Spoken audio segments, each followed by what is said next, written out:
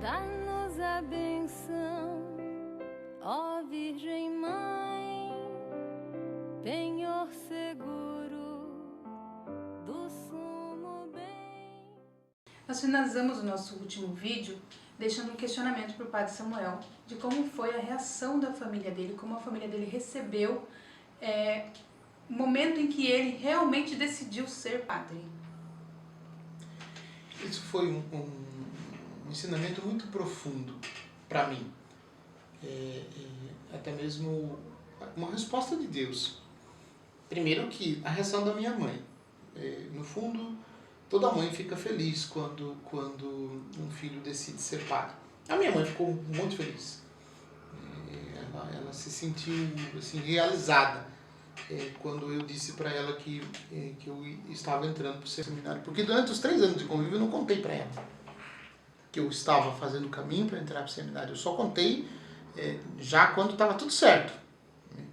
E ela me apoiou, disse que ia continuar rezando por mim, que eu fosse em frente, que eu fosse feliz na minha escolha. Essa foi a reação da minha mãe. A reação do meu pai foi uma reação mais significativa. Me surpreendeu muito mais. Meu pai nunca foi de falar muito, né, como acho que a maioria dos pais. E ele disse uma frase, ele disse assim: você sabe o que você está escolhendo. Seja responsável pela escolha que você está fazendo. E foi essa palavra que ele disse, não disse mais nada. Nem que sim, nem que não. E aí eu fui, né, para o seminário, entrei para o seminário, cheguei no seminário e durante todo o período de formação, os 4 anos de filosofia, depois mais 4 anos de teologia, eu levei comigo essa frase. Porque, de fato, é o respeito dele, a consideração dele por aquilo que eu tinha escolhido. Hoje eu entendo, eu sou responsável por aquilo que eu decido. E meu pai já sabia disso. Então é uma manifestação muito bonita e, por outro lado, também uma resposta de Deus. Eu vivi os meus primeiros anos, né, como eu falei, com uma certa dificuldade, porque nesses primeiros anos o meu pai veio a falecer. E num momento muito difícil, porque eu trabalhava com outro padre, que era mais novo de idade do que eu, tinha mais tempo de padre, mas de idade era mais novo. Então eu esperava que de repente eu pudesse encontrar no pároco com quem eu trabalhava uma figura de pai. O que não aconteceu justamente pela idade do padre. O padre era mais novo de idade do que eu. E foi um momento muito, muito difícil, os primeiros anos de sacerdócio nesse ambiente, porque eu saí de uma realidade, de uma paróquia grande e de zona rural, com 25 comunidades, que era a paróquia onde eu trabalhava em Piedade. Eu fui para Cerquilho, né, num momento assim, de muita dor nessa primeira mudança, porque é primeiro amor, primeira vivência paroquial, é muito marcante para a vida da gente. Então saio de Piedade, vou para Cerquilho, totalmente diferente, um outro mundo, uma outra realidade, e eu fiz um projeto de ficar em Cerquilho, né, por uns 15, 20 anos. Eu fiquei 2 meses em Cerquilho. Eu brincava até que na época do Eduardo dizia que os padres ruins tinham que ficar perto dele. Então eu fiquei 2 meses em Cerquilho, depois ele me trouxe para Sorocaba. Levou-me para Sorocaba com a proposta de ajudar a criação de uma nova paróquia que estava nascendo, que é a paróquia Nossa Senhora Medianeira. Então eu fui com essa intenção. Quando eu cheguei lá, eu disse isso para as pessoas, que o Dom Eduardo, na época, tinha me pedido para ir para aquela paróquia, para aquela região, com a intenção de criar uma nova paróquia. E quando eu disse isso para o povo da paróquia, eles tiraram sarro da minha cara. Eles riram, literalmente, da minha cara. porque outros já tinham passado por lá, outros já tinham feito essa promessa, e eles disseram, imagine, isso não vai acontecer, isso é mais uma promessa. E eu disse, então vamos esperar para ver se isso não vai acontecer. Isso era 2011, eu estava chegando na paróquia de São José, até então paróquia de São José Operário, em Sorocaba, eu estava chegando em agosto. Eu cheguei em Cerquilho em maio, em agosto do mesmo ano eu estava chegando em Sorocaba. E o trabalho foi sendo feito, 2011, 2012, e em 2013, fevereiro de 2013, Dom Eduardo perguntou, então, vamos criar a nova paróquia? Quando ele perguntou, eu levei um susto. Falei, vamos, depende do bispo. E ele perguntou, mas está pronta, já tem estrutura? Eu falei, tem. Estrutura financeira tinha. Estrutura de construção de salas, de espaço não tinha. Mas estrutura financeira tinha. E então decidiu criar, ele e o conselho decidiram criar a nova paróquia, Nossa Senhora Medianeira, de todas as graças, como o povo gosta de dizer. Eu resumia sempre Nossa Senhora Medianeira, mas o povo diz Nossa Senhora Medianeira de todas as graças. E foi dia 31 de maio de 2013. Ele criou a paróquia e pediu que eu assumisse como pároco, que foi outra surpresa, porque eu já estava acostumado, eu ajudei a criar a paróquia lá em Piedade, e o outro assumiu. Depois eu vim para Sorocaba, falei, vou criar, e o outro vai assumir. E na semana ele pediu que eu assumisse a paróquia. Então foi para mim outra surpresa. Eu assumi a paróquia recém-criada, que foi desmembrada da paróquia de São José Operário. Fiquei lá durante um tempo, foi 2013, 14, 15, 16, 17 e 18. Entre tantas aventuras e tantas conquistas, muito aprendizado, muito crescimento. Tive a oportunidade de vivenciar uma espiritualidade bem profunda, tive a oportunidade até de fazer um curso na área de espiritualidade, com a intenção de aplicar tudo isso na paróquia e nesse formato, nesse novo momento que eu estava vivendo, depois de tantas crises, de tantas dificuldades superadas. E como o senhor recebeu a notícia de que o senhor seria transferido para Porto Feliz? Como foi a acolhida que o senhor recebeu aqui na nossa paróquia? Bom, primeiro a notícia da minha transferência para cá foi um espanto. Eu fiquei chateado e revoltado com o bispo. Por quê? Porque eu estava, de 2018 para 2019, vivendo um momento muito bom na minha vida sacerdotal, na minha vida pastoral, com os projetos. Eu estava com a agenda preparada para 2019. Mudança de coordenação, formação, retiros, que eu tinha já programado, pensando nesta nova fase que eu estava vivendo.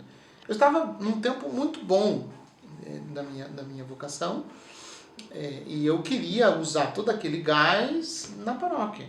Aí quando ele me chamou, eu recebi a notícia como presente de Natal, porque ele me comunicou no dia 26 de dezembro que eu vinha para cá. Então, por que da revolta e por que da chateação? Porque eu considerava que deveria refletir um pouquinho melhor comigo. Ele deveria apresentar para mim as condições. Por que ele queria que eu viesse para cá? Por que era necessário que eu viesse? Por que tinha que ser eu? Por que não outro? Qual era a real situação da paróquia? Então, eu esperava que ele me colocasse a par disso tudo. E por isso, então, a minha chateação e a minha revolta. Neste meio tempo, de 26 de dezembro de 2018, até a data da posse, que foi dia 27 de janeiro, eu vivi uma mistura de sentimentos. Né? Primeiro, a chateação, né? A revolta por estar sendo transferido. Nesse período eu fiz um retiro. E no retiro eu fui compreender que Deus estava me propondo um caminho novo e que precisava que eu me colocasse à disposição. Né? De tantas indas e vindas e experiências que eu vivenciei nesses dias, eu pude entender. Deus me queria num outro caminho, vivendo uma outra missão. E aí, quando eu entendi isso, a revolta foi baixando, foi passando, e eu me preparei com o coração livre, né, de sentimentos ruins. Eu me preparei para a transição. Aí eu fiz a transição, combinamos com o padre, porque o bispo chamou de troca simples, né? Então, ao mesmo tempo que ele pediu que eu viesse para cá, ele pediu que o padre Washington, que até então era o pároco daqui, fosse para a paróquia onde eu estava, né? Ele chamou isso de troca simples. E aí nós preparamos toda a transição, algumas reuniões nós fizemos, efetivamos a data da posse, e eu cheguei em dia 27 de janeiro de 2019 na paróquia de Nossa Senhora Aparecida. E diante de tantas experiências que eu vivi, eu vim com o coração aberto, né? Eu não vou criar projeto, não vou criar expectativa nenhuma, eu não vou levar nada comigo, né? Eu vou de mãos abanando, de coração aberto, para conhecer a situação, conhecer a realidade e viver, né, um novo tempo na minha vida. E para minha surpresa, este primeiro momento foi um momento muito gostoso também, porque Deus, mais uma vez, vai mostrando o caminho, e eu tive uma boa receptividade. Eu tive uma recepção fantástica aqui em Porto Feliz. De modo que eu custei acreditar que Porto Feliz é paróquia da Diocese de Sorocaba. Eu achei que Porto Feliz, né, a impressão que deu é que Porto Feliz pertencia de uma outra diocese, um outro mundo, uma outra visão de igreja, uma outra realidade. Isso tudo me cativou muito, né? O povo me acolheu muito bem. A gente foi elaborando o ano de 2019, a gente viveu como que a ceguinho, né? As apalpadelas, mas foi um ano de muita presença, de muita observação, né? Como não poderia ser diferente, mas de uma acolhida extraordinária. Uma das primeiras ações suas aqui na nossa paróquia foi a criação do nosso canal Pescadores, né, para aproximar cada vez mais o povo. E no dia da padroeira, o senhor fez o lançamento do projeto da reforma da nossa matriz. Fale um pouquinho mais sobre isso. Então, a chave, né, digamos assim, para compreendermos tudo isso, os dois projetos estão interconectados. A criação do canal e a ampliação da igreja. Só que conectados por quê? Porque no fundo o que nós precisamos é criar no povo aqui da paróquia uma consciência de paróquia, uma consciência pastoral. Então a criação do canal, ele nasceu na necessidade da gente aprofundar a nossa missão de evangelizar. Nós precisamos evangelizar. E é a missão de todo cristão. A proposta é justamente essa, a gente aprofundar com as nossas reflexões, com os nossos vídeos, a consciência eclesial da necessidade de evangelizar. Porém, quando a consciência das pessoas aumenta, também aumenta a participação das pessoas. E aí, o que vem em mente? A nossa igreja, tendo como padroeiro Nossa Senhora Aparecida, no dia 12, sobretudo, de outubro, nós temos um fluxo de pessoas muito grande, que não comporta nessa igreja. Então, veja como está conectado as coisas. Se a gente evangeliza, desperta a consciência pastoral das pessoas, também melhora a participação das pessoas na igreja. E se as pessoas participam mais na igreja, a igreja que nós temos aqui hoje, o espaço físico, ele não suporta isso. Né? Por quê? Porque nós não temos salas, nós não temos espaço para fazer retiros, nós não temos espaço para fazer formações, pequenas reuniões, pequenos retiros, pequenos encontros. Sala de catequese nós só temos 3.